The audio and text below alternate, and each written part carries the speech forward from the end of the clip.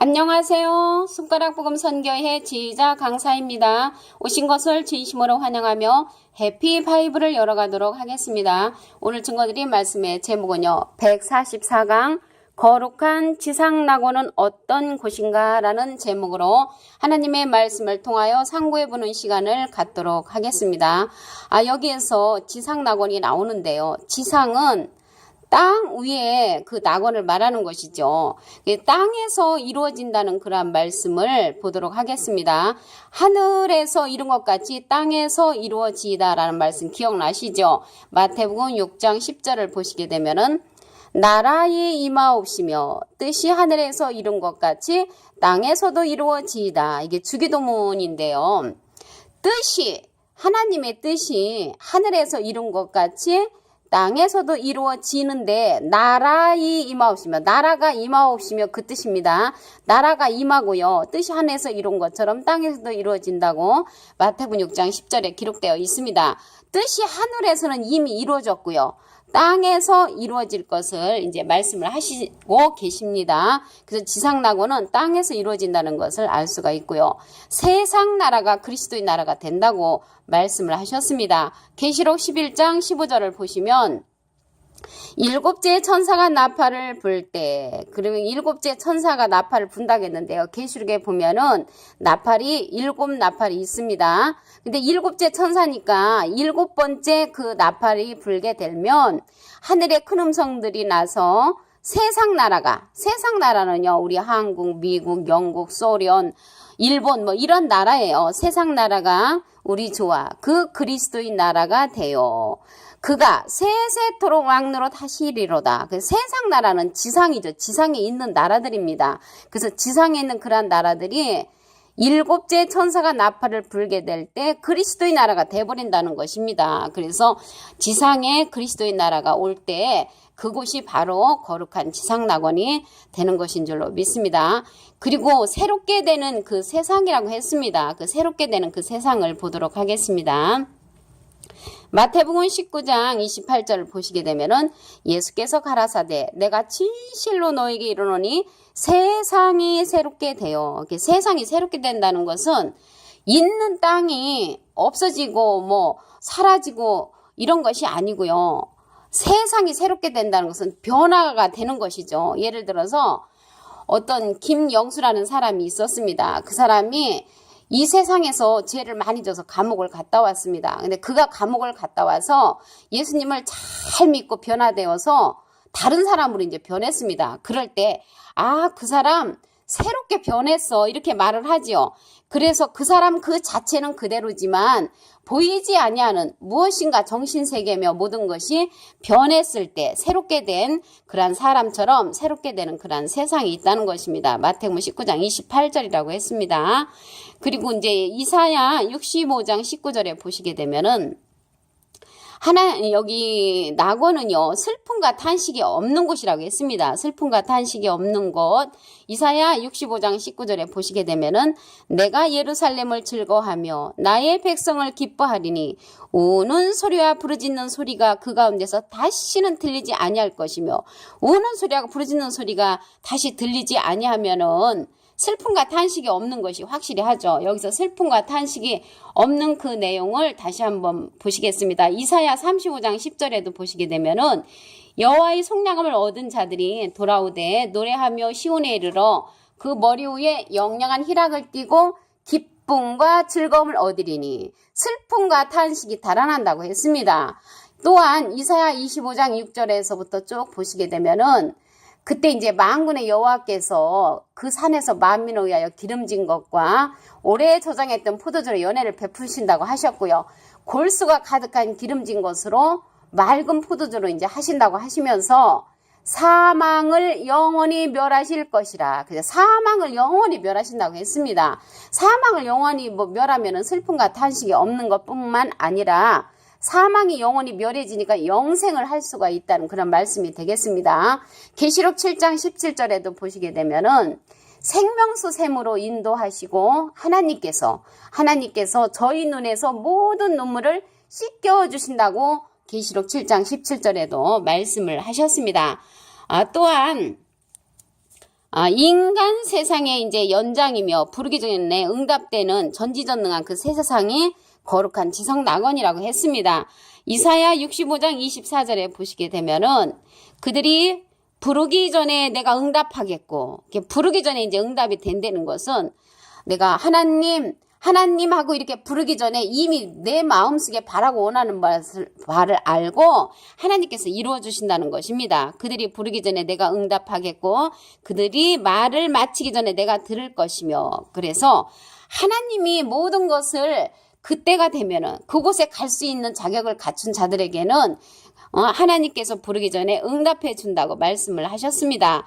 또한 그 거룩한 지상낙원은 인간 세상의 연장이라고 했거든요. 우리 말씀을 보시게 되면은 이사야 65장 21절, 그들이 가옥을 건축한다는 것은 집을 짓는 것이죠. 집을 짓고요. 또한 그곳에 이제 거한다고 했습니다. 집을 짓고 포도원을 재배한다는 것을 볼 때 농사도 짓지요. 열매를 먹을 것이며, 그러면 이들이 가옥을 건축하고 그 내용이요. 이사야 65장 17절부터 쭉 보시게 되면은 새하늘과 새 땅에 관한 그런 이야기를 하고 있습니다. 그것에 연이어서 이사야 65장 21절에 가옥을 건축하고, 그래서 새하늘 새 땅 지상 낙원에 관한 이야기를 쭉 하는 것입니다. 그래서 우리가요 가옥을 건축한다고 하는 것을 볼 때 땅이 있다는 것이죠. 전도서 1장 4절에 보시게 되면요, 한 세대는 가고 한 세대는 오되 땅은 영원히 있도다. 그래서 땅이 영원히 있다고 했습니다. 창세기 8장 22절에 보시게 되면은 땅이 있을 동안에는 심음과 거둠과 추위와 더위와 여름과 겨울과 낮과 밤이 쉬지 아니하리라. 그래서 땅이 있을 동안, 땅은 영원히 있다고 그랬죠. 전도서 1장 4절에 보니까 땅이 있을 동안에는 심고 거두고 추위고 더위고 여름 겨울 낮밤이 쉬지 않는다고 말씀을 하셨습니다. 그리고 계시록 21장 그 4절에 보시게 되면은 모든 눈물을 그 눈에서 씻기심에 다시 사망이 없고 애통하는 것이나 곡하는 것이나 아픈 것이 다시 있지 아니하리니, 처음 것들이 다 지나갔다고 했습니다. 처음 것들이 다 지나갔다는 것은 새로운 세상이 왔다는 것이죠. 계시록 21장 5절에 보시게 되면은, 계시록 21장 5절에 보면 내가 만물을 새롭게 하노라 하시고 신실하고 참되니 기록하라라고 말씀을 했습니다. 왜 만물이 새롭게 됐냐면 처음 것들이 다 지나갔다고 말씀을 하셨죠. 계시록 21장 4절에. 그래서 인간 세상의 연장이며 부르기 전에 응답되는 전지전능 새 세상이 거룩한 지상낙원이라는 것입니다. 이 내용은요, 이사야 65장 17절에 보시게 되면은 새하늘과 새 땅에 관한 얘기가 쭉 기록되었으므로 이곳은 다시 되는, 새롭게 되는 그러한 새하늘과 새 땅에 관한 이야기인 줄로 믿습니다. 그리고요, 부부 생활로 자녀도 낳고요, 변화 또한 부활, 소생된 하나님의 성산으로 해함이 없는 곳이라고 했습니다. 이사야 65장 23절에 보시게 되면은 그들의 수고가 헛되지 않겠고 그들의 생생한 것이 재난에 걸리지 아니하리니 그들은 여호와의 복된 자의 자손이요 그 소생도 그와 함께 될 것입니다. 여기서 소생은 자녀를 얘기를 합니다. 그 자녀도 그렇게 된다는 것을 볼 때 부부 생활로 자녀도 낳고 부활, 변화, 소생되는 그런 성산이라고 했습니다. 이사야 11장 그 6절에서부터 보시게 되면은 그때에 이리가 어린 양과 함께 거하며 표범이 어린 염소와 함께 놓으며 송아지와 어린 사자와 살찐 짐승이 함께 있어. 그래서 이리가 어린 양과 함께 거하고요, 어린 염소와 함께 눕고 또 송아지와 새끼가 이제 함께 엎드리고요, 사자가 소처럼 풀을 먹는다고 했습니다. 이게 변화되는 그런 세상이죠. 변화되는 세상. 그 젖 먹는 아이가 독사의 구멍에서 장난도 하고요, 젖된 어린아이가 독사의 굴에 손을 넣는다고 말씀을 했습니다. 근데 이거는 변화되는 그 새로운 세상이라는 것이죠. 그리고 이사야 11장 9절에 보시게 되면은 나의 거룩한 산, 그 거룩한 지상낙원은 모든 곳에서 해렘도 없고 상함도 없을 것이니 이는 물이 바다를 덮음같이 여호와를 아는 지식이 세상에 충만할 것이라고 했습니다. 그래서 지금 제가 이렇게 전하는 이러한 말씀을 지금은 적은 분들이 듣고 계시지만 앞으로 하나님의 말씀을 보니까 여호와를 아는 지식이 세상에 충만할 때가 온다고 한 것인 줄로 믿습니다. 그래서 세상에 충만할 때 그때 돌아오는 자들은 많은 영광이 없지요. 근데 적은 무리가 들을 때 오는 그 앞서서 오는 분들이 많은 영광을 차지하게 될 것인 줄로 믿습니다. 그리고요, 우리 오늘 144강 거룩한 지상낙원은 어떤 것인가라고 했는데요.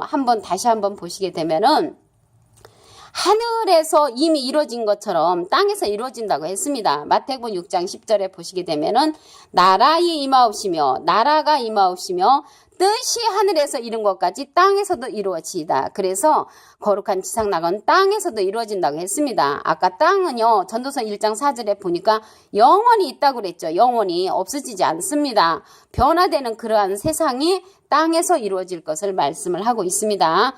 계시록 11장 15절에 보시게 되면은 일곱째 천사가 나팔을 불게 될 때 세상 나라는 이 세상에 존재하고 있는 그러한 나라가 우리 주와 그 그리스도의 나라가 되어 세세토록 왕노릇하는 그리스도의 나라가 올 것을 말씀을 하고 있습니다. 어디에서? 세상 나라에서. 그곳이 바로 거룩한 지상낙원이 될 것인 줄로 믿습니다. 새롭게 되는 세상이라고 그랬죠. 그래서 세상이 새롭게 돼요. 마태복음 19장 28절에 보시게 되면은 세상이 새롭게 된다는 것을 말씀을 드렸고요.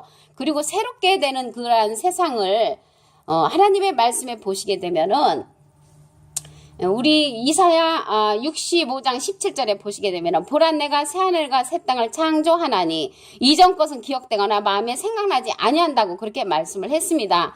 너희는 나의 창조하는 것을 인하여 영원히 기뻐하고 즐거워한다. 또 이렇게 말씀을 하셨습니다. 그래서 새롭게 되는 세상이고요.